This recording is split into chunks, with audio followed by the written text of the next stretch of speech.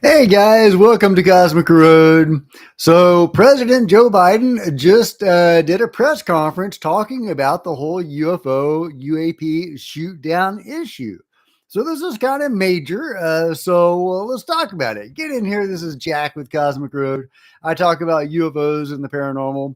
Please hit like, please subscribe, and hit the bell to be notified of future videos. You don't want to miss a thing. Please comment below. Let me know what you're thinking. And of course, join me on social media. I would love to see you on Facebook and Twitter. There's links below.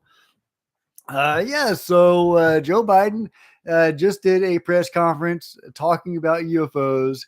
He did not have a whole lot to say.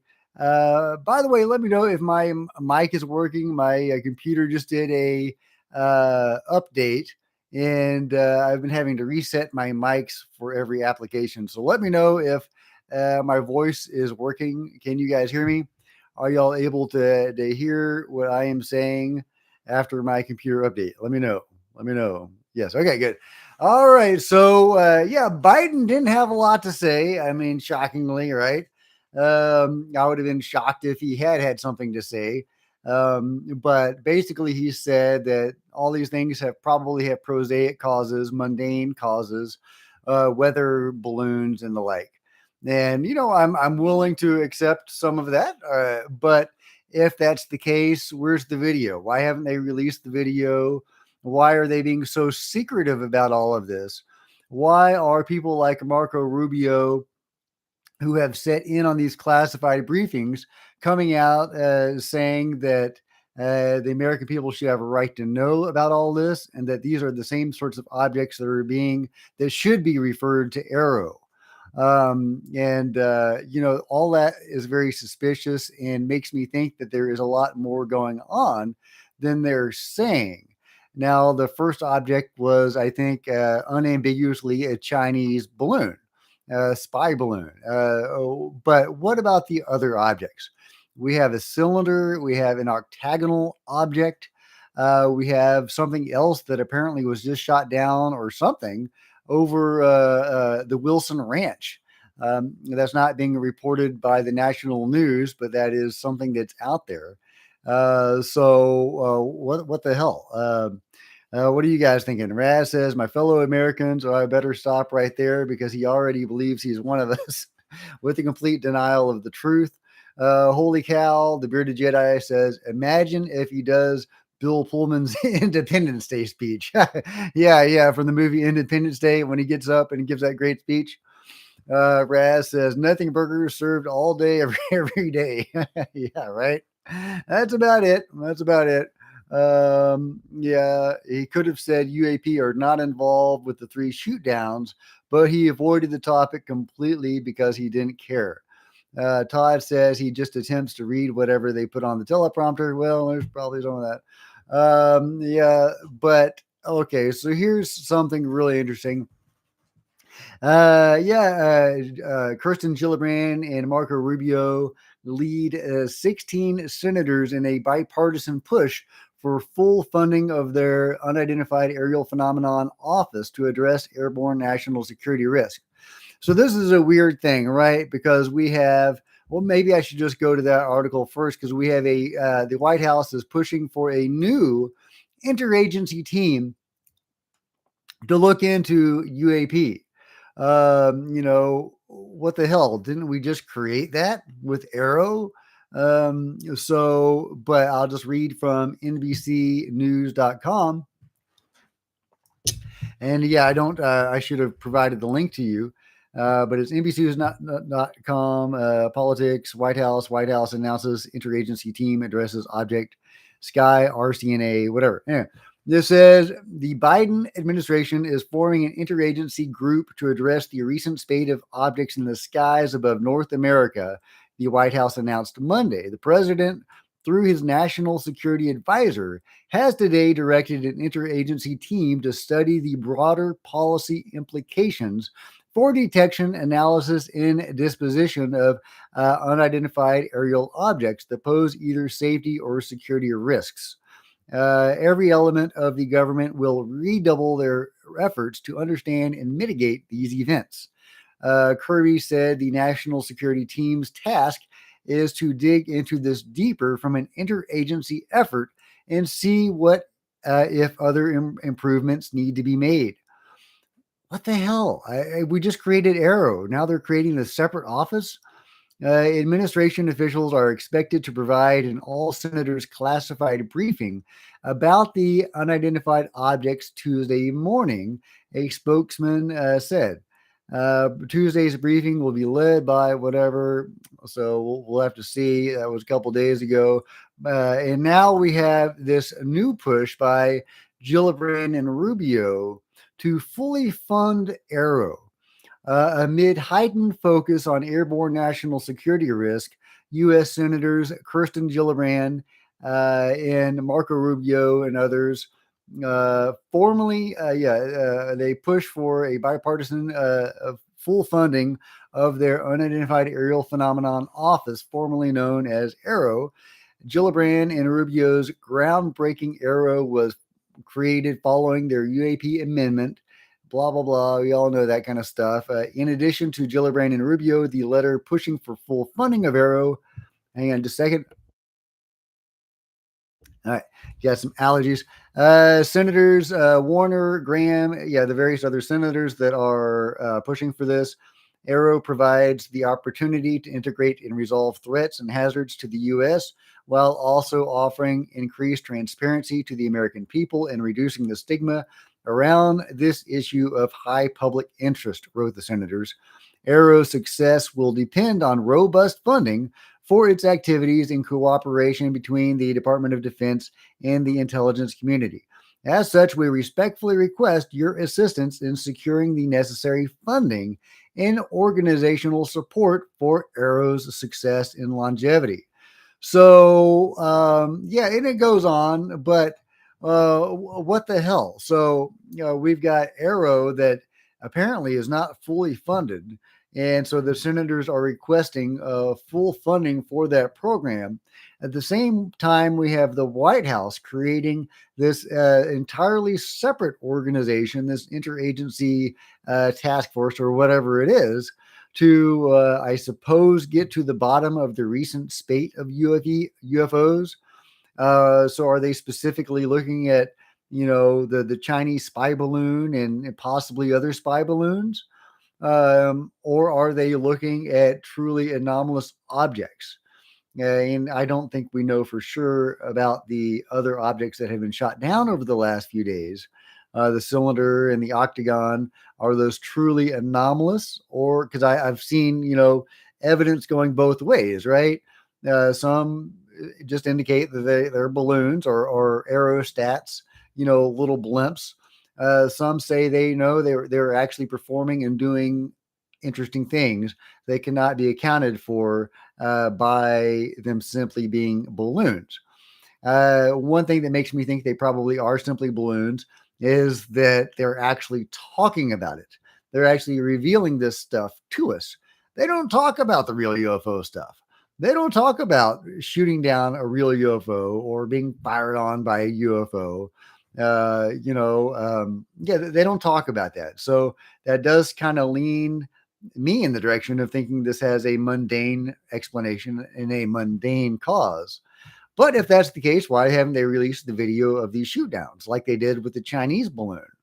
Where's the pictures? Where's the information? Why aren't they telling us whose vehicles or craft these are? They were very upfront about the first object with the Chinese balloon.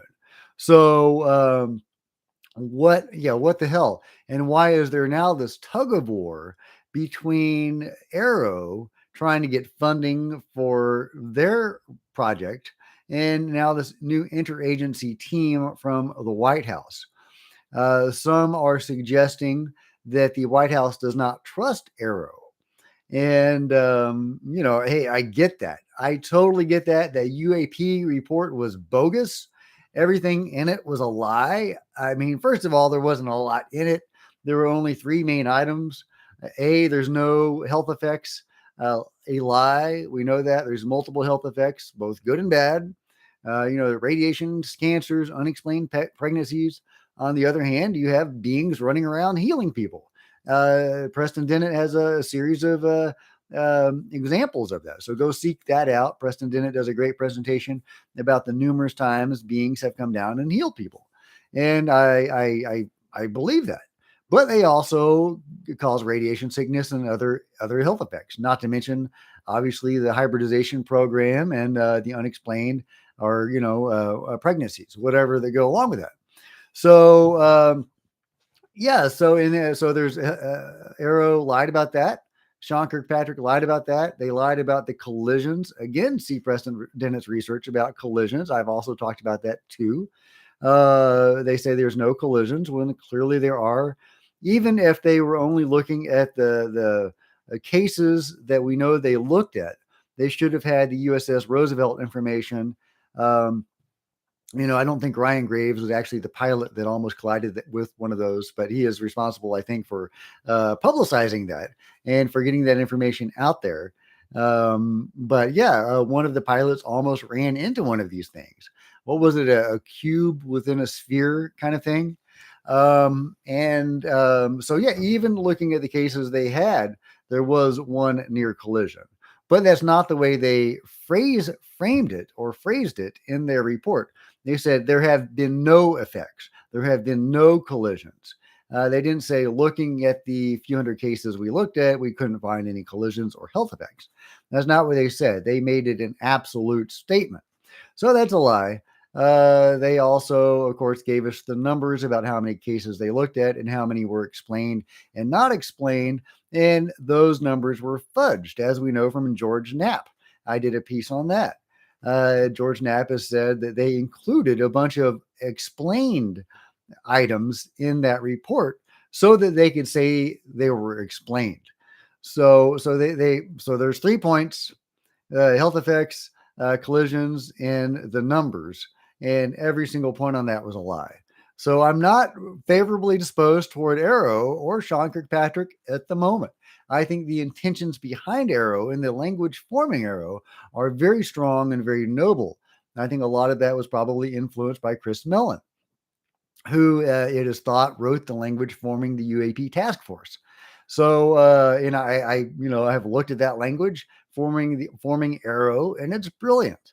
It really is. If they would just do what they are supposed to do according to the language forming the organization, it would be an amazing benefit to ufology in the world. But they're not doing that. The leadership of AARO is lying to the American people, just bald-faced lies. I mean, not even trying to hide it. I mean, yeah. And so the White House forming this new program to look into this stuff, part of me says, hey, go for it, guys. AARO's not doing what they're supposed to do. Why not a new program? But do we really need competing programs looking into the same thing? Do we trust the White House more than we trust the Pentagon? That's another question that could be asked. I mean, not to get political, but just the White House's history with the truth in general. Is worth a question. Let's see. What are you guys thinking? Juan Villarreal says, young member of the Roswell accident. This is the same thing they all said, this balloon, but it's really in the UFO. Yeah, Balloon Gate. Absolutely. Hey, Troy. Congress and the Senate were completely perplexed to find what the hell is going on, and even that didn't accomplish anything. That's absolutely right. By the way, if you're just joining, this is Jack with Cosmic Road. Get in here. We're talking about the Biden press conference where he addressed the UFO shootdowns. And really fascinating, right? I was kind of hoping for a little bit more meat in that presentation, but there wasn't. But anyway, if you are just joining, welcome to the chat. You're welcome to subscribe and hit like, and maybe leave a super chat to support this content and this channel. It gives me a little encouragement, a little motivation to keep going. So think about that, and let me know your thoughts in the comments here. Were you expecting more from Biden? What do you think is going on? Are the UFOs over the last few days, are they balloons, Are they aerostats, like, little blimps? Are they something more anomalous? And why is President Biden now forming a new interagency program to investigate this phenomenon when we just created AARO? Is it because AARO is lying and not getting to the bottom of it? Is that the reason? Or are they specifically looking, is the interagency program specifically looking at spycraft, like the Chinese spy balloon? Is that what it's investigating? Wouldn't that be resolved by simply adjusting the filters on our sensors? Apparently, that has been done now. So we should be able to pick up these things. So I'm really confused by the whole interagency program and what's going on with that. Let's see. What are you guys thinking? Let's see. L Drum says they are directing this towards more military funding. Yeah, I know, right? Yeah, we need more money. We need more money. Give us more money. That's what it's all about. Now, if AARO were on the level, I would be totally in favor of fully funding them. They need to have the resources they need to have to evolve this subject, right? The whole thing is learning what the phenomenon is all about, what it represents to humanity, and how we can exist with it and evolve with it and learn from it and have a relationship with the phenomenon. I mean, that's what I would like to see happen. I mean, this stuff has been here for a long time, if not always. It may or may not have had a hand in human creation. That's what a lot of people think. But nevertheless, it's very powerful. It's interacting with humans on a very fundamental and massive scale. The Roper poll from the 90s indicated that 2% of all people in the entire world were abductees. And David Jacobs, who is one of the people that ran that poll, said they actually erred on the side of caution with releasing the report, the numbers from the poll, that actually the numbers were much higher, but they didn't want to alarm people, and they didn't think people would take the poll seriously if they released the true numbers, which were closer to 5%. That is 5% of the global populace is a contactee or an abductee or an experiencer of the UFO phenomenon. So that's just amazing. And that, if you saw the video I made just yesterday talking about the dragons, the dragons, that Dr. Shipe, a great researcher, has uncovered this phenomenon he calls the dragons, because at first he thought they were dragonflies. He makes these interpolations of videos where you can see these extremely fast moving objects buzzing, helicopters and planes and birds and balloons, any airborne object over 150 feet. These tiny little objects will buzz, and they're very small. Oh, thank you very much, Troy. I appreciate that. The UAP scare over the weekend caused everyone to freak out and also become very distrusting of both the government and the media. Did we fail the disclosure test? Yeah, I think we might have. I think that's very possible. I do think that this has gotten a lot of eyes on the skies and a lot of people thinking about this issue. So I think overall this will be a boon to to ufology and to our understanding of the issue and of our getting involved in this stuff. So I think this has actually been a really good thing in that way. Whatever it ultimately turns out to be, there's a psychic channeler, alien channeler that I listen to sometimes, Cyrus Kirkpatrick, if you've ever heard of him. And he says that his contacts with the beings, and he deals a lot with extra dimensional type entities. He says that the recent flap was engineered to elevate our consciousness and to get us more aware of this stuff and to evolve the conversation around UAP. I don't think he said specifically that these were alien objects, but this whole thing had been arranged to have that outcome. And, whether he's right or not, I do see that happening.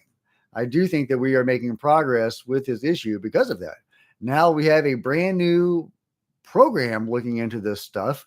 So if we don't trust AARO, maybe this new interagency program from the White House will do something about it and be more public, be more upfront with the public about it. I sure hope so. I sure hope so. And yeah, I totally forgot what I was saying before I got sidetracked there. But yeah, I'm all blurry now. What happened? Okay, I'm back. I was on drugs, but now I'm back. Let's see. Let's see. The same playbook worked then. It worked now. Oh yeah, for Roswell. Yeah, that's right. Alan says to Raz, seems so. If an event like this doesn't bring about some kind of disclosure, then what will? Right? Yeah. Well, we're going to need the government to be honest with us about what's going on. What are these objects? What was that cylinder? What was that balloon with that octagon? What was that thing that was seemingly shot down or something over the near the Wilson Ranch, which has a lot of connections to Skinwalker Ranch and all of that kind of stuff, and is not that far from Area 51. Very intriguing stuff. What's that's what's really going on. Super crazy movie geek. Yeah, right, man. All this is insane. What do you think is going on with the new interagency task force or whatever they're calling it now? And also, okay, so let's talk about some of the senators and congressmen's reaction to all of this over the last few days, because that's been really interesting. Marco Rubio has been saying, well, this is stuff that AARO should be looking at, which I guess goes along with his letter with Kirsten Gillibrand asking for more funding for AARO. They helped create this program, and apparently it's not fully funded, and they're trying to get it fully funded and operational because they should be the ones looking into this. Of course, I would feel better about that if they were not bald-faced lying to the American people. But anyway, yeah, so Marco is saying that these objects are similar to the stuff that should be going to AARO. In other words, he was strongly hinting, I think, at an anomalous source for some of these objects. So that's just super fascinating. I want more details. He and others are saying the American people have a right to know this stuff. And they were couching it in such a way that it really sounded like they were talking about, true UAP/UFOs, truly anomalous objects. What was it? The Senator Kennedy, I want to say his name was, who was talking about how the cow is out of the barn. It's an interesting way of saying it. I usually think about it as the cat is out of the bag, but he says the cow is out of the barn, which I don't think you would say that if you're talking about Chinese spy balloons. I really don't. He also said something about how we need to lock our doors at night. So what the hell does that mean? Why would we need to lock our doors from Chinese spy balloons? So to me, that seems like the senators are hinting at a truly alien or anomalous, anyway, explanation for some of these objects. Now, could some of these be ARVs from another country? That is man-made flying UFOs or flying objects, whether they're manned or not manned. Could some of these be reverse engineered alien technology from another country? I think that is totally on the table. I wouldn't be surprised at all if that turned out to be the case. But again, we need more information on all of this. We really do. It's ridiculous that they have been so tight-lipped on this after being so open with the Chinese spy balloon. They were giving us like hourly updates on that thing. But basically, mum has been the word on these other objects being shot down. And they're saying they can't find the wreckage. I understand these are in inhospitable conditions, snow and such, iced over water.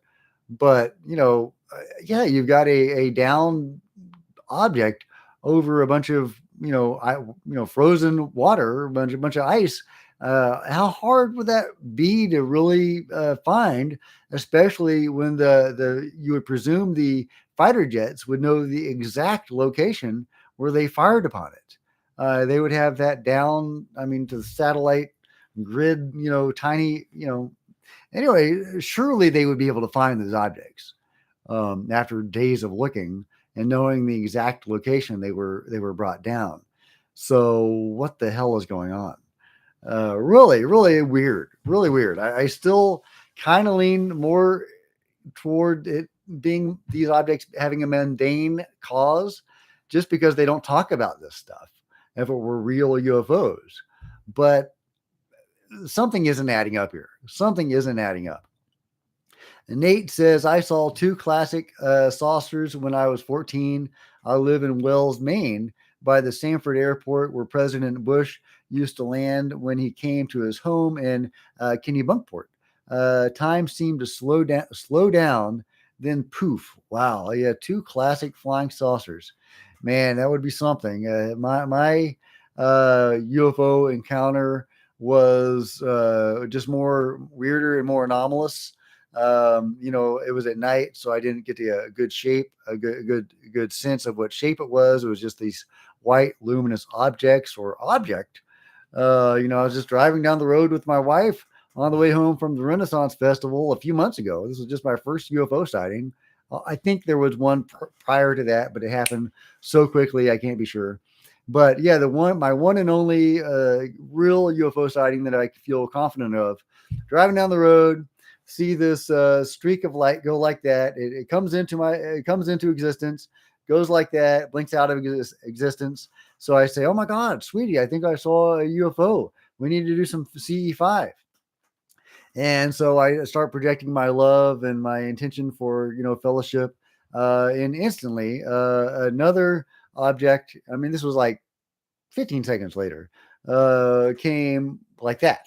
So the first object went like that. Second object went like that. A shorter line than the first, completely intersecting the space where that first object would have been, had I not been a car in motion, but right where my field of view would have lined up with that, forming a perfect Christian cross. Now, I'm not Christian. I'm not religious. I've been an atheist all my life until the last few years, when I have been blessed to have these crazy metaphysical events that I've been experiencing over the last few years. And once that happened, the cow was out of the barn on that, and I was certainly no longer an atheist. I don't consider myself religious in any way, but I had been doing some research into Jesus from alternative sources, because Jesus kept on coming up in my research on alien abductions. He shows up there. And also in near-death experiences, which is my real exposure to spirituality, into believing in life after death, was studying near-death experiences. And so Jesus kept on coming up there. So I was researching like the Dolores Cannon material on Jesus, as well as alternative, more woo-woo sources on Jesus.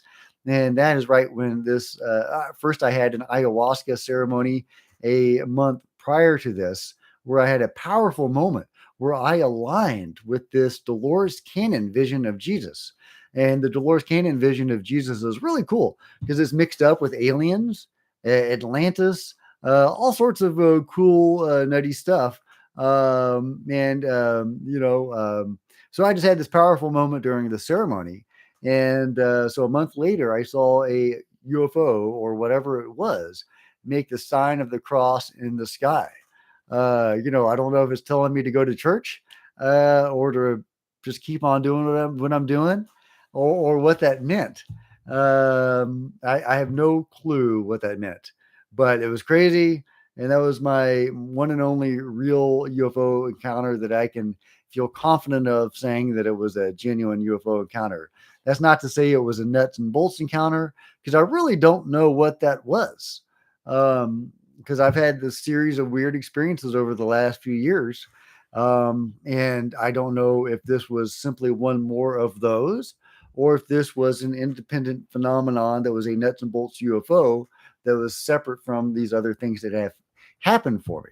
And by the way, I don't mean to oversell my experiences. I'm not like a super experiencer. that has been to other dimensions and stuff. So don't get the impression I'm trying to build my experiences up too much. But for me, coming from a lifetime of skepticism and atheism and not believing in UFOs or anything non-mundane, it was, whoa, it was crazy. And tomorrow marks my Kundalini awakening anniversary. And I'll probably do a separate video on that. Yeah, I know we get woo woo. I apologize. We're starting talking about press conferences and now we're talking about Kundalini awakenings. But yeah, it was amazing.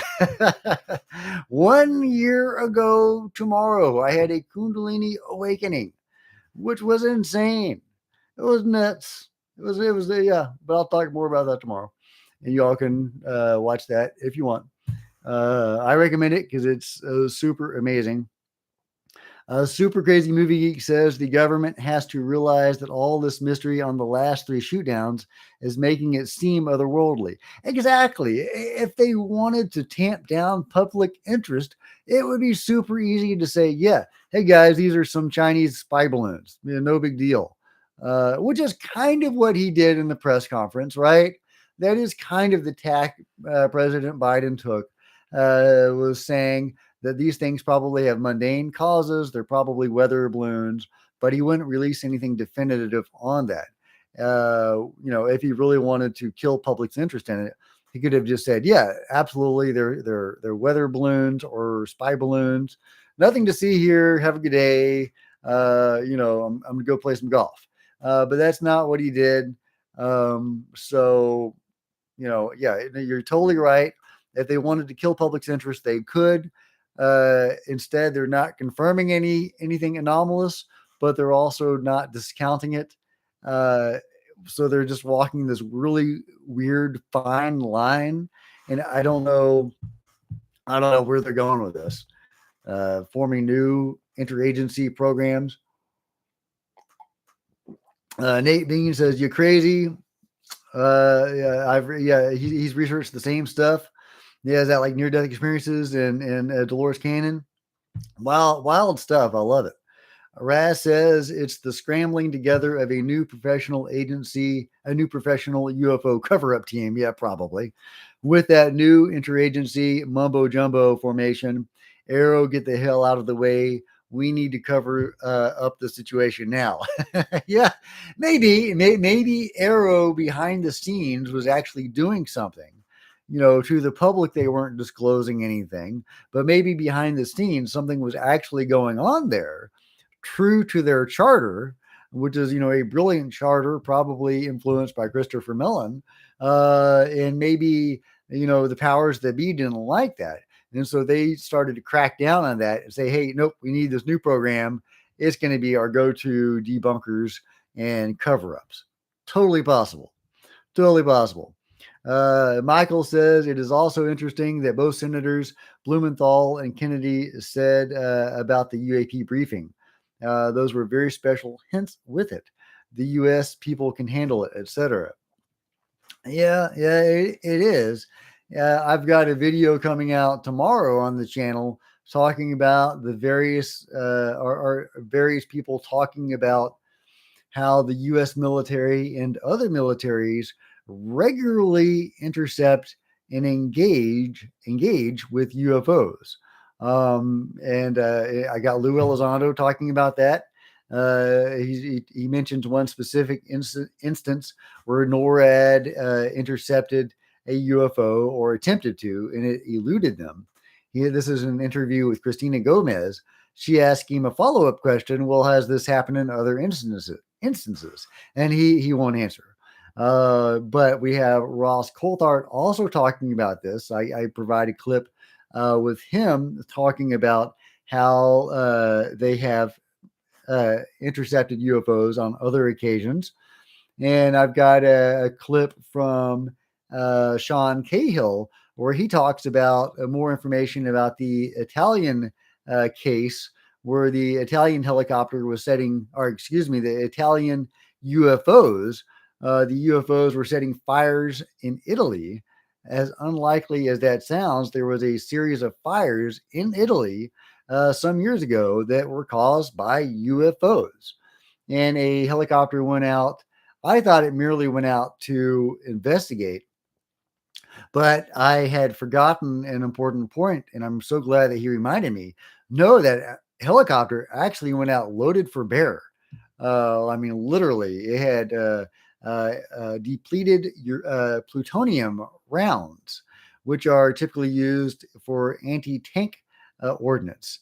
And so it had these, and it fired on the UFO or one of the UFOs with these depleted uranium or plutonium rounds, and which again is an anti-tank ordnance that not all helicopters come equipped with. So it was specifically sent out to fire on UFOs. Did it have an expectation of bringing the UFO down? Does that mean that they have used this technique before to bring down UFOs? Because I've talked numerous times about various methods we use to fire at UFOs. And I know that sounds so unlikely that we're firing on UFOs and bringing them down, but we do. The evidence is pretty strong on that. And so we use regular missiles. And the Lance Corporal Weigand case, I want to say that happened in Brazil, where he was I think a Marine, and he was ordered to secure a crash site. He went out there, turned out to be a UFO. He went into the UFO and had an interaction with a being there. He was probably arrested by the Air Force that showed up on the scene because they were the ones who were supposed to secure UFO crash sites.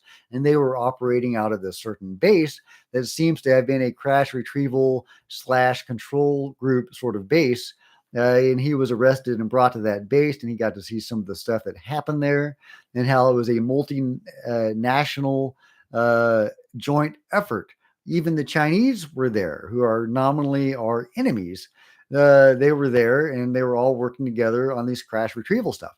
Well, on that particular crash, that UFO, he said it looked like it had been hit by a missile.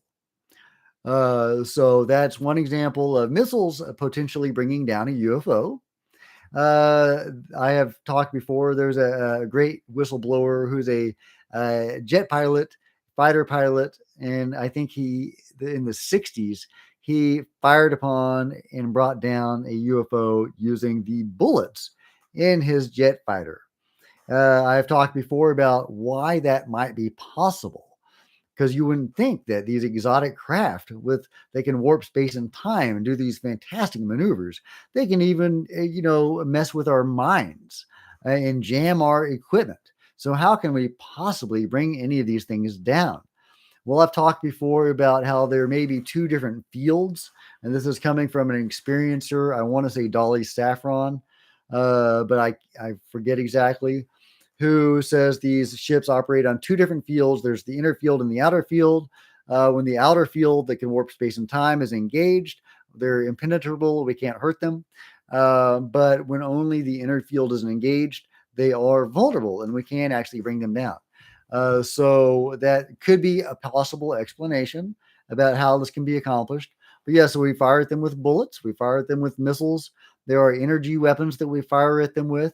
This was chronicled in the book The Day After Roswell by Colonel Philip J. Corso, where he talks about how we reverse engineered alien technology from Roswell and from other crashes, and that we have used this not only to revolutionize the world with things like computers, but also we have been able to fight back against the malevolent sorts of beings with the energy weapon that we have reverse engineered.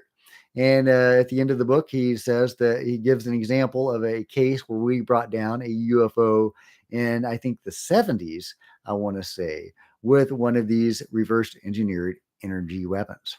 So now we have these depleted uranium or plutonium rounds, whatever they were. So those are 4 different ways that we are firing at UFOs. So we the whole UFO balloon flap, whatever these objects turn out to be, this is not our first rodeo. We have been firing it and intercepting these things for a long time. And I think that's, important to get out there and important for people to know.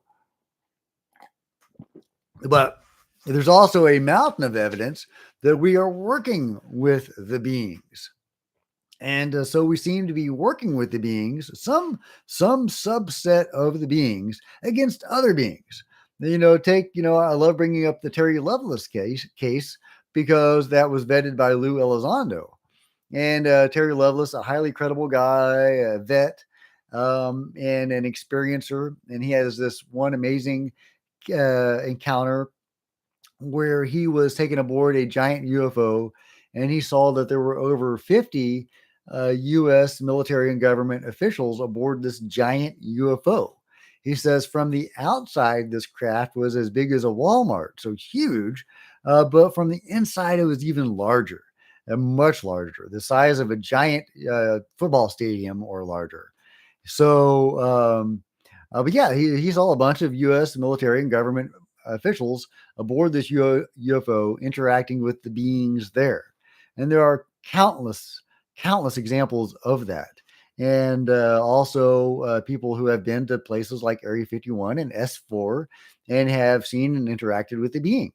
I did a video a couple of weeks ago about a former Lockheed Skunk Works engineer. I want to say his name is Don Phillips, who worked on the SR-71 Blackbird in the 60s.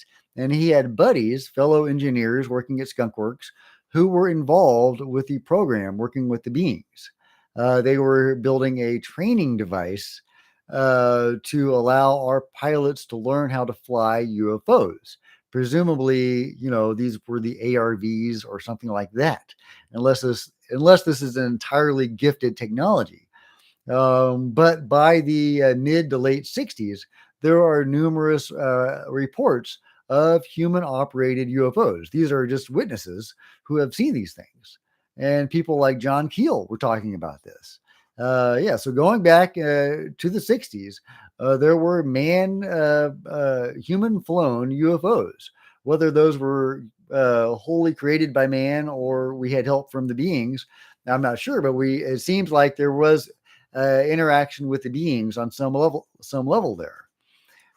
They at least help train us to fly these things. It's unclear to me if that's how that goes with the Mark McClandish information about the ARVs that he is specifically talking about. An ARV stands for Alien Reproduction Vehicle. Yeah. So, what do you guys think? Alan says, just seen on Twitter, new. The search for the downed object in Lake Huron will be formally called off. Interesting. No debris has been recovered, source tells CBC. Okay, yeah, I guess the debris magically vanished. Yeah, Yeah, that's a little suspicious, isn't it? Yeah. We've been searching for days for this crazy object. Was that the cylinder or was that the octagon? Remind me. I think that was the octagon, right? I think the cylinder was the one in Canada. But correct me if I'm wrong. Yeah. Troy asked, is it significant that the UFO chose not to blow up the helicopter in Italy? Absolutely. I think it is significant. The helicopter fired on the UFO with an anti-tank round, but the helicopter did not incinerate the UFO. It simply brought it down, I think, with the laser beam, if I'm remembering right, or some sort of energy weapon, and fired on the helicopter and brought it down, but nobody was hurt. And you are absolutely correct, Troy. That is a very important point to make. And, there do seem to be instances where humans have been harmed. I'm thinking, well, not just of many abduction cases, but of examples like the Colares Brazil case, which was very alarming, and there were hundreds of people being affected by these objects, these beings, whatever they were. They were, kind of infesting the area during that flap. Was that the 70s, 80s? And people were being hit by these like beams and developing anemia. seem to be like draining their blood or something. Crazy stuff, but highly verified and confirmed. But like I say all the time, the phenomenon is not monolithic. It's not just one thing. There's a whole bunch of different things. And there's probably some good guys and some bad guys and some people that, they're just like us. I'm sure there's a lot of them that are just like us in a way. There's good and there's bad. And there's probably some that belong to ideologies like, for example, the law of one, and others that, follow the service to self. And, so some of this could be ideological in a way, ideological. And some of it is just random, acts of, inhuman kindness or unkindness. We could find Osama bin Laden, but we can't find a crashed object in a lake, right? Yeah, I've got to call a BS on that. That is super shady. That is super suspicious. Of everything I've seen so far, that makes me maybe the most suspicious. First, they won't give us any information on it at all. And now they're saying they can't find it. And not only can't they find it, but they're giving up looking for it. I mean, that is shady as S. I mean, really, what the hell? I mean, how are we supposed to believe that? How really? How can any of us accept that at face value? I can't. I think that's totally BS. Total BS. Alan says, but then again, there was a video you put up of UFOs appearing to not be impacted by missiles. Yeah, absolutely, man. And I think that in that case, maybe the second field was engaged. And when the second field is engaged, they're invulnerable. That's when they can warp space and time and do all these fantastic maneuvers. But when they're not doing, and I assume they don't leave both fields engaged all the time for power issues. Now, it seems like these things, if they're operating from 0 point energy, they should have like limitless power. So I'm a little confused why they would have power issues or concerns. So, I'm not saying that's the absolute, definitive answer on that. I think there's a lot of questions there, and there's more questions than the answers, but that is a possible answer, is that we can fire on them when their outer field is disengaged. And the reason why it's not engaged all the time is to conserve power, or maybe there's health effects. Maybe it has negative health effects on humans and is for our own benefit that they don't engage that second field all the time. Maybe it's that second shield that gives cancer and radiation problems. So, there's not always a nefarious reason for this, but until the aliens come out and start talking, we don't know. And if they did start talking, would we know? Can you trust the beings? Because they tell people a lot of different things. I've made a great study on what the beings tell people, because they do. They talk a lot to experiencers. And, some of that is probably real. Some of that is probably true. But a lot of it conflicts with what other beings have said. So somebody's lying. So, yeah, I mean, it would be so nice if you could trust what the beings tell people. If you could trust the beings, it'd be so nice if you could trust the government, but you can't. So anyway, to be fair, David says it took us 10 years to find bin Laden. Well, that's true. Good point. Super Crazy Movie Geek says, send James Cameron down there. I know, right? Didn't he go to the bottom of the San Marinos Trench, like 6 or 7 miles down? James Cameron loves that stuff. He does. And how crazy is it that Avatar 1 and 2 are both in like the top like 3 movies of all time? That's nuts. I mean, good for James Cameron, I guess. And Titanic is right up there too. So he could have like the top 3. I mean, isn't that insane? Of course, that's not like adjusted for inflation. I think adjusted for inflation, the true winners of all time are Gone with the Wind and Star Wars. But they don't report that. Just looking at the non-adjusted numbers, James Cameron could have the top 3. Anyway, different subject, but I love James. I didn't really like Avatar 2 that much. It was fun to look at. It had some good stuff in there. I like the idea behind it. about, living in this beautiful, sacred nature and being in touch with nature, and it's just all beautiful and lovely, and we're all tapped into that. I feel like that seems like a more organic, better way of living in a lot of ways. So it was kind of fun hanging out in that world, in that space, but there wasn't a lot of plot. It was basically like a nature documentary, like a really great 3D IMAX nature documentary on another world, which, worth the money. But, it really did seem like a nature documentary more than it did a movie. The first movie had a lot of plot in it. It was more of a derivative plot. It was the same plot as Dune or Dances with Wolves, but at least it was a plot. I was looking forward to number two, because I thought, now that we got the Dune story out of the way, we can have new and original storytelling in part two. But no, we get a nature documentary. And how does that plot make any sense?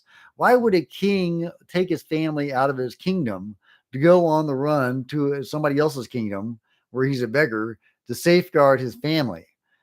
How does the plot doesn't make any sense. Anyway, I'm getting sidetracked because I'm a big movie geek, but yeah, the plot doesn't make any sense to me. Nate says, but remember that CNN reporter could find bin Laden in a cave, but the CIA didn't know where. Well, yeah. Super Crazy Movie Geek says, Jack, do you think advances in medicine are also being hidden? Yeah, probably. You know, just looking at the stuff that I know that I've personally interacted with, I know that energy healing is real now.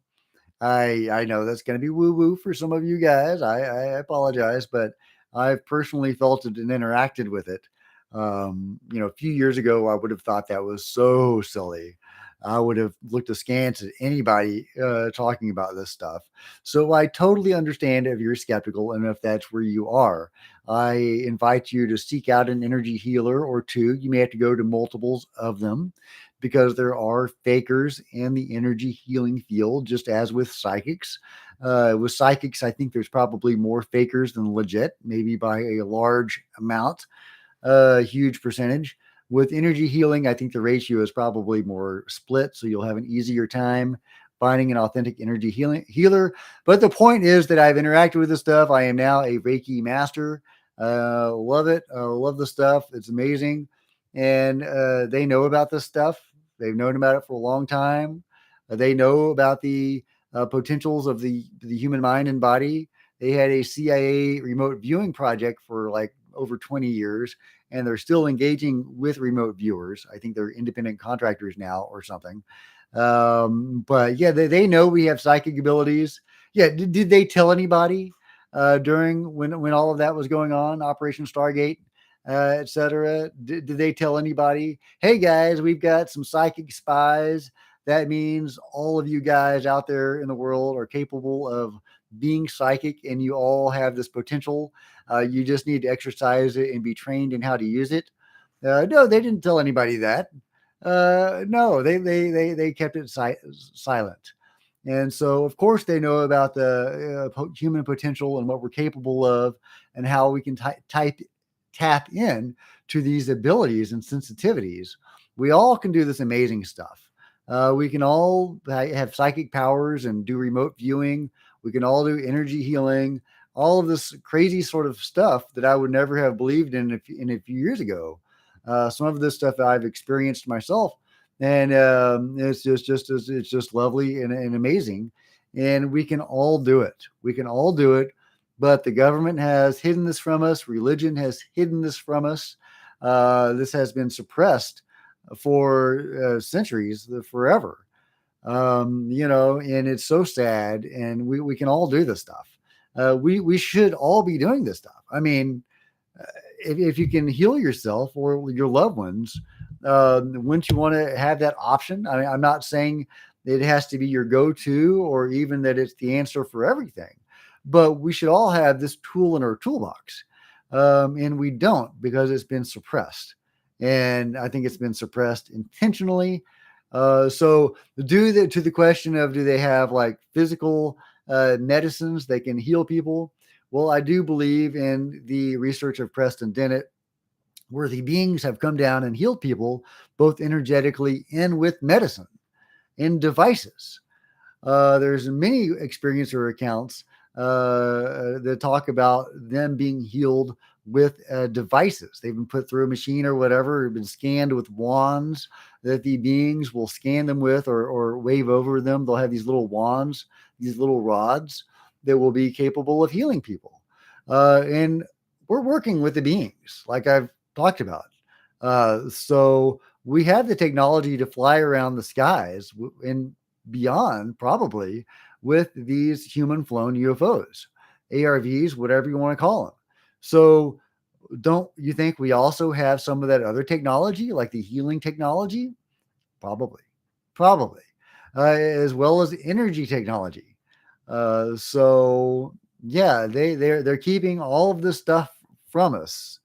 Um, Maybe they want to release some of it, but they can't. But because to disclose any of it would be to disclose all of it. Once the you open the lid on the worm jar, all the worms come out. You can't just get one worm out. That could be what's going on. But yeah, absolutely, they are hiding this stuff from us 100%, 100%. I don't know to what extent or what exactly they have. Do they have the cure for cancer? Probably, or at least they know how to get it. So they can just hook up their pal Bob the alien and say, "Hey, where's the cure for cancer? Well, here it is." So yeah, I think that absolutely, if they wanted it, they could get it. But they don't, because that would mean admitting whatever it is they're keeping silent and whatever it is they're keeping secret. Why have they been keeping this secret for over 70 years? What are they hiding? What are they hiding, guys? What do you think? What is going on? Nate Bean says, check out Dr. Saul Shea. He's a spiritual healer. Okay, I'll check him out. Dr. Saul Shea. Yeah, I love all that stuff. I love cases like, Chris Bledsoe, who has these crazy metaphysical and also alien encounters. And after he began having these encounters, he became an amazing energy healer. The Chris Bledsoe story is fantastic. Meeting with the goddess, the lady, who may or may not be the goddess Hathor. He has a book coming out, finally, talking about his experiences. And I've already pre-ordered it, called UFO of God, which I can relate to if you just listen to my story about UFOs. And anyway, just amazing stuff. I love that whole pantheon of knowledge, and how the beings can help us spiritually and all that kind of stuff. Because there's a whole even the beings that help us with the Reiki energy are thought to be these higher dimensional entities. Some people call them the Reiki beings. Some people think they're Arcturians or Pleiadians. I don't know about all of that. But another word for a higher dimensional non-human entity might be an alien or something like that. So, that may be an example of aliens helping us out spiritually or with energy. Anyway, this is fascinating stuff to me, guys. Well, what do you think about all of this? What do you think about the Biden information? Has there been anything else coming out? I'm just looking at Twitter real quick, see if there's anything else. A Curious Creature says, as much as I support Biden and his administration, I fear they made a grave mistake in shooting these UAP down. I think their decision may have been reactive and knee-jerk following the Chinese balloon fiasco. I think our cart is in front of the horse right now. Yeah, could be. Could be. I can see that. Did any psychic out there hear the conversations in Biden's head as he was leaving? He almost spilled the beans. Okay. Maybe. You think so? I don't know about that. Let's see. Some people are thinking, it could be Russian UFOs or Russian ARVs. Totally possible. Like I've said before, some of these objects could be human flown UFOs or drones. using alien or reverse engineered alien technology from another country. Totally possible. Totally possible. Um, the American people deserve to know they can take it. They're ready. Senators react to all of the stuff. They had this classified briefing. And after they came out of the briefing, they were all saying stuff like, the American people deserve to know this. And the tenor of their conversation seemed to imply to me that they weren't talking about Chinese spy balloons. So, you know, what does that mean? Yeah, if you're just joining us, this is Jack with Cosmic Road. I talk about UFOs and the paranormal. Please hit like, please subscribe, share on social media. Please consider supporting this channel with a super chat, and it keeps me. I can't talk. Keeps me motivated. And thank you for all of those who have supported today or in the past. And failing that, please just consider subscribing. That'd be awesome. Just leave a big old big old thumbs up and a comment. Let me know what you're thinking. Let's see. Nate says, but remember that CNN reporter. Yeah, that's right. That's right. We've already said that. Alan says, did you see Lou Elizondo's tweet? He seems to claim that they are ET. Okay. No, I have missed that. I'm going to Lou Elizondo right now. Let's see what Lou has to say. Elizondo. Okay, what's going on with Lou? All right. Wrong period. He's replying to Pete Vinkman. Yeah, but that ET implication was the bait on the hook. No, Lou retweeted something from Chris Mellon. Some observations and thoughts regarding the recent shoot down. Yeah, Chris talks a lot about how the Air Force is hiding stuff from everybody else. And I think that point can't be overstated. The Air Force is hip deep in this stuff. I don't think they're the only ones. I think the Navy is doing stuff too, but the Navy is definitely sharing stuff with AARO, and historically they have been more forthcoming than the Air Force has. I think the Army, everybody, they probably have their own UFO program going. But the Air Force is very mum on all of this, suspiciously mum, and Chris is on it. He is giving them a hard time, and he's not the only one. Ross Coulthart, in the interview that I'm going to show a clip from tomorrow, talking about various instances where the military has intercepted or even fired on UFOs. Ross Coulthart really blasts the Air Force for being as secretive as they are. What are they hiding? Well, obviously, they're the Area 51 guys, right? So they have a lot to hide. Now, it's always really confused me about the whole Area 51 and S4 situation, because according to Bob Lazar, it was the Navy that was cutting his paychecks. So how does that make any sense? If he were a liar, if he were making it all up, surely he would say it was the Air Force that was cutting his paychecks, because nobody would believe the Navy out at S4 or Area 51. So that's, to me, another point in Bob's favor. But it is really weird that the Navy would be doing that. What is their involvement in S4? I'm really confused by that. But anyway, yeah, so the Air Force has a lot to cover up. I love Chris putting them through the ringer, because they deserve it. But let's see. Chris says the importance of today's announcement from the White House that POTUS has ordered a whole of government approach to investigating and mitigating UAP can't be overstated. So this is Lou retweeting that. He also retweeted something from Kirsten Gillibrand. I'm not in the tweet before that is from February 12th. I'm not seeing where he tweeted about it being ET, except for when Pete Venkman, he says, yeah, but that ET implication was bait on the hook. This was never really about ET. It was a scam. Oh, and so Lou is saying wrong period. Interesting. Okay. So is he saying that when that took place, the ET thing being the idea that it was ET, that was bait on the hook. But now we're in a different era. Is that what he's saying? Or are you saying the period should be in a different place?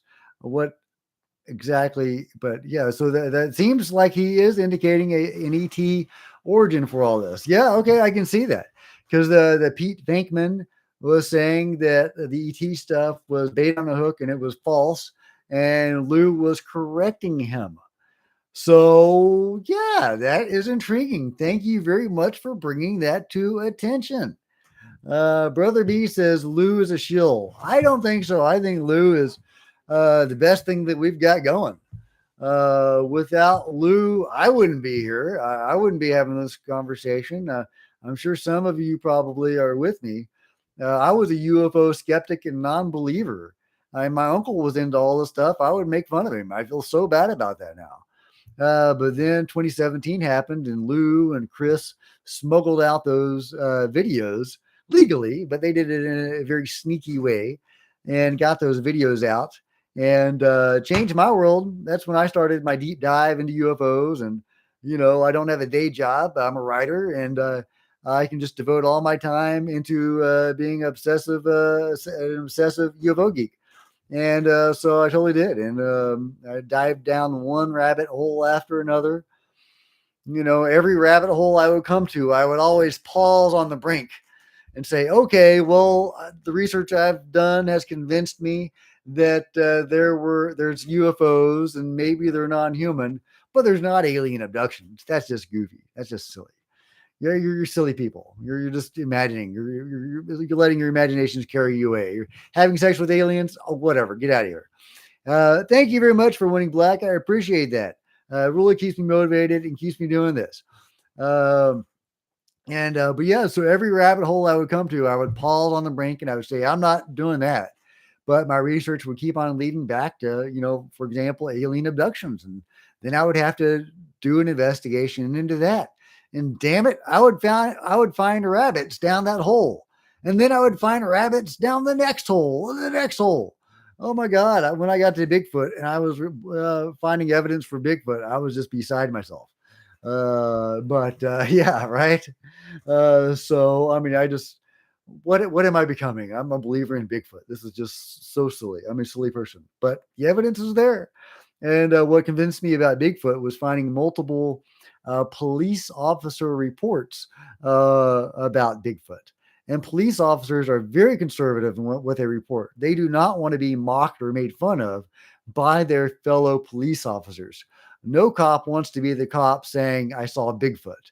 They would get teased mercilessly by their fellow police officers. So when I saw multiple police officer reports of Bigfoot, I started to take Bigfoot seriously. And then I looked with a more open mind at the evidence. And yeah, so I found it. I found rabbits, big, furry, big-footed rabbits down the Bigfoot hole. And yeah, eventually, my rabbit holes led me to the more metaphysical stuff because that's where the evidence goes, right? 1/3 of all alien abductees are near-death experiencers, people who have died, been to the other side, and come back. Sometimes with abilities, healing, intuition, psychic abilities, whatever it is. And so they have these increased spiritual abilities or psychic abilities. And apparently the beings who are abducting people are interested in that. Like I say, as many of you know who have researched this, people who begin to be abducted begin to develop these abilities. So it's interesting that they are attracted to people evincing those abilities or possibly connection to source or spirit or whatever it is that these near-death experiencers are bringing back with them. I just think that's fascinating. That's fascinating. It is. Brother B says they are the fallen angels. They come from under our oceans, not from outer space. No, for sure, man. Absolutely. They're coming from the oceans and under the oceans. That seems to be a thing. They come from the ocean, come and go from the oceans all the time. That absolutely is a thing. They may have been down there all this time. Do they live in the oceans? Do they live under the oceans? I'm inclined to think you're right. They live under the oceans. But James Cameron thinks, or in the movie The Abyss, to get back to James Cameron, that they live in the bottom of the ocean. That was a good movie.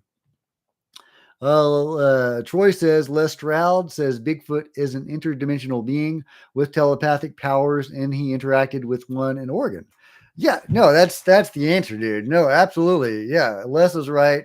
I'm not familiar with Les offhand, although I may have seen his research. But yeah, that's where the research that I'm seeing goes for Bigfoot. Is the Bigfoot is an extra dimensional being. The reason I never believed in Bigfoot, the reason I thought it was so silly is because it just didn't make any sense for there to be an undiscovered primate all over the world, because the Bigfoot is found everywhere and nobody can find a body. I mean, this thing has been around for hundreds of thousands or millions of years. There's no bodies, there's no fossil evidence. I call BS. It doesn't make any sense. But it does make sense if he's coming from somewhere else. If he's an interdimensional being, or coming from a parallel reality, whatever Bigfoot is, he's not a mundane flesh and blood entity from this time stream, I don't think. I did have a thought once that occurred to me about Bigfoot, is that possibly just food for thought. What if we humans developed, in our evolution, when we discovered tools and everything, we headed along this technological path. We developed machines and apparatuses and whatever, gizmos, and we became disconnected from our spiritual abilities and our whatever you want to call that, psychic stuff, whatever you want to call that. We became disconnected from that, and we became more technological. And over the thousands of years, has led up to our present moment, almost completely disconnected from spiritual stuff and our innate abilities. And what if Bigfoot evolved the other way? What if Bigfoot evolved for the spiritual stuff and the metaphysical stuff and eschewed tools and technology, just having the bare minimum technology, but became highly advanced spiritually and metaphysically? What if that was a thing? And maybe he evolved on Earth in our current reality long ago, before we did, or possibly after we did. And but he went along the spiritual path, and so that could be an explanation for Bigfoot, and that could place him on this Earth and not some parallel reality or dimension. But yeah, no, Bigfoot is something else. He's paranormal. He's other dimensional. Totally, man. Right there with you. It's the only explanation for Bigfoot. I mean, I'm sure there's many explanations, but yeah, he's not a mundane being, is what I'm saying, I guess. Les Stroud, Survivor Man. Yeah, I don't know Survivor Man. I'm not clued into Survivor Man. I'm going to have to look that up. Gray Troll says, I was a nuts and bolts believer until 2019. Did you have an experience in 2019 that convinced you, or was it your research? I was first motivated by my research to believe that it was not nuts and bolts. I thought my research just kept on going in that direction. Got to Skinwalker Ranch, and everything just kind of went out from there. The paranormal stuff. I started researching the paranormal stuff. And, once I got to the point where the Pentagon was spending taxpayer dollars investigating ghosts and weird, stuff going on at the ranch, I was like, ghosts? What? All this paranormal, a Bigfoot, Wolfman, that's crazy. So, because I was a total atheist at that point. And so that, stimulated me to research the paranormal, and I did. And I co-founded a ghost hunting team and started doing ghost hunts and saw stuff. And, I knew then that there was something going on. At first, being an atheist and seeing signs of paranormal, I assumed this was some sort of artifact of alien technology. This was some sort of extra dimensional bleed through of alien technology or something. But I kept on seeing signs that that probably wasn't true. So I did more and more investigations into the spiritual. At one point, I just gave up. I went to Google and I typed in, "Do we have souls?" Go to Mother Google. What's Google going to say? Well, Google came back with near-death experiences. And so that started me on my deep dive into near death experiences. First, I had to satisfy myself with the scientists looking at this phenomenon, which they have been able to do for about 60 years, ever since they've been able to bring people back reliably from heart attacks. There's been a wealth of scientific data on near death experiences. So once I was able to satisfy myself this was a real phenomenon and not people hallucinating on the point of death, um, because people they have experiences that can be corroborated. They'll see things out of their body that can be corroborated. And so once I satisfied that myself that was a real phenomenon, then I looked at the individual accounts. And so to this day, I have absorbed thousands of near-death experiences. And not quite that many, but probably close to that, alien abductions. And Because that's what it took to get me to believe and to have some sort of frame of reference to kind of wrap my head around this a little bit. And it was around this time that I got into Reiki and started having my own metaphysical experiences. So, yeah, crazy stuff. Love it though. So glad all this happened. And none of that would have happened if Lou and Chris hadn't come out there with those videos. I started my own spiritual evolution and belief in the non mundane, to put it mildly, and ultimately to have a UFO experience. But in a whole bunch of other crazy stuff. Like I say, tomorrow will be the 1 year anniversary of my Kundalini awakening. And I'm going to do a video about that. So just amazing stuff. Gray Troll says no experience in 2019, but I revised my beliefs and decided that the spiritual side of the phenomenon can't be neglected. No, it really can't, man. I think that's a really important part of all this. I don't know what it means, but it's a real thing. Brother B says we have only explored 10% of our ocean's depth, and they say we went to outer space. I know, right? That is weird. Why are we exploring outer space when we haven't even fully explored the oceans? Winning Black says can't rule out advanced dolphins. Hey, you can never rule out advanced dolphins. So long and thanks for all the fish, right? Gray Troll says you can ask Chat GPT now. Yeah, I don't know if I want to ask Chat GPT. Gray Troll says to Super Crazy Movie Geek. Actually, somebody asked already. I think I remember now an article about it. Yeah, I did. I did see what the chat program. I saw one example of what it said about aliens. Brother B says people who have been abducted say when they mention Jesus' name, they come out of the abduction. Yeah. Well, see, okay, so it goes both ways, or at least there's a complication there, or I would add something there.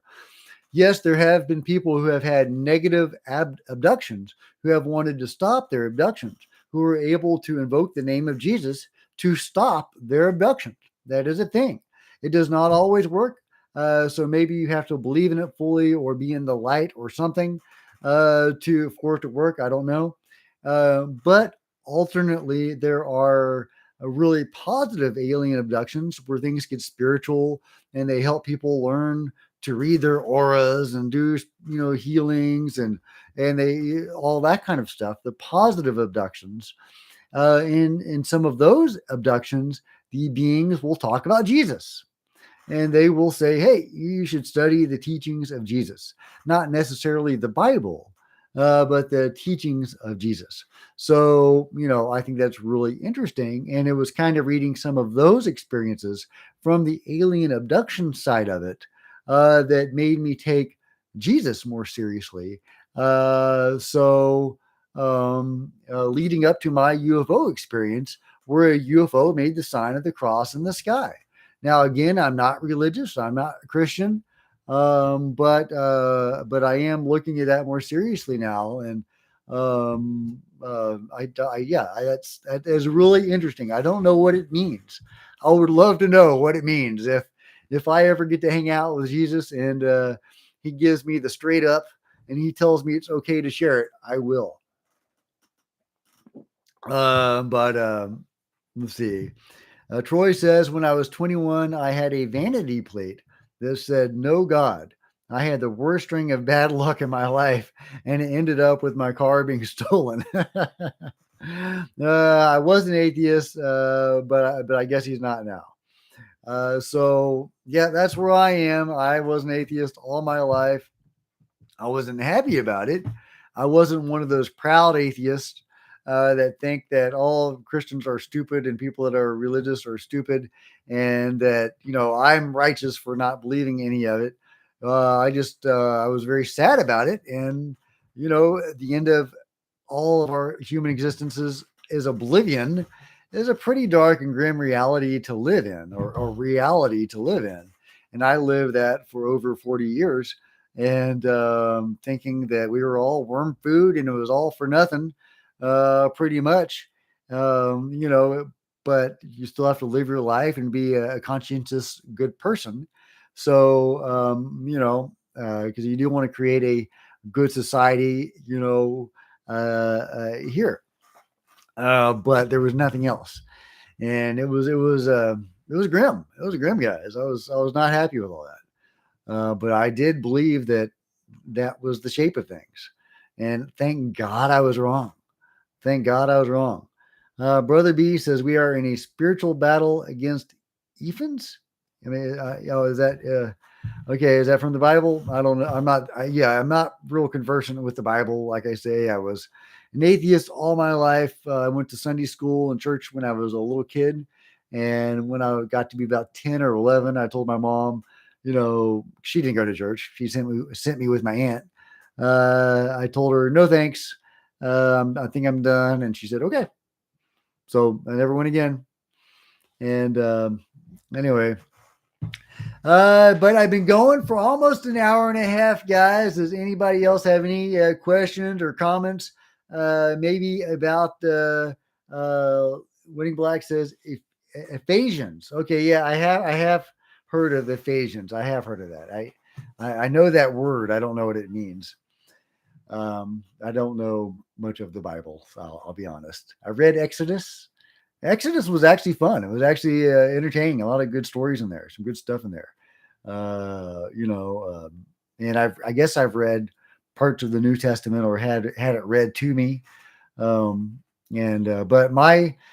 all my religious training so far is pretty much coming from the Dolores Cannon books on Jesus and the other related material about the Essenes and Jesus. There's a book about Jesus's grandmother. I think it's called Anna. Really interesting stuff. I have not finished that book. I think that was probably the book I was reading at the time of my encounter. So maybe I need to go back to that. Troy, thank you so much again. I really appreciate that. That's awesome. That's awesome. Super Crazy Movie Geek says 24-hour marathon. Okay. All right. Well, thank you so much, guys. I really appreciate you hanging out with me today. Thank you, Troy. That's awesome. Thank you, Winning Black. I guess I will leave it there for the moment. I am really, really curious what Lou was hinting at when, he seemed to be saying there was an ET connection to what's been going on. So, yeah, that reminds me of what I was telling you about Cyrus Kirkpatrick, the channeler, who is in contact with higher dimensional entities and channels information from them, or supposedly. I mean, I don't have independent confirmation on that, but he says all of this was arranged and coordinated to elevate our consciousness and to get people looking at the skies and talking about this stuff, whether it ultimately turns out to be balloons or not. So I think that's a fascinating perspective. I love it. Lou is talking on a live stream right now. Okay. Well, I think I've got to go check that out. And I encourage you to do it too. Well, before I go, where is he talking? Is he talking on his own YouTube channel? Where is he talking? Raz, if you know where he's talking, let me know. Raz may have gone to watch it. I don't blame you. But okay, well, I'll go find it. But thank you guys so much for joining me. I appreciate it. I love you guys, and just be cool. And I'll see you next time. This is Jack with Cosmic Road signing out.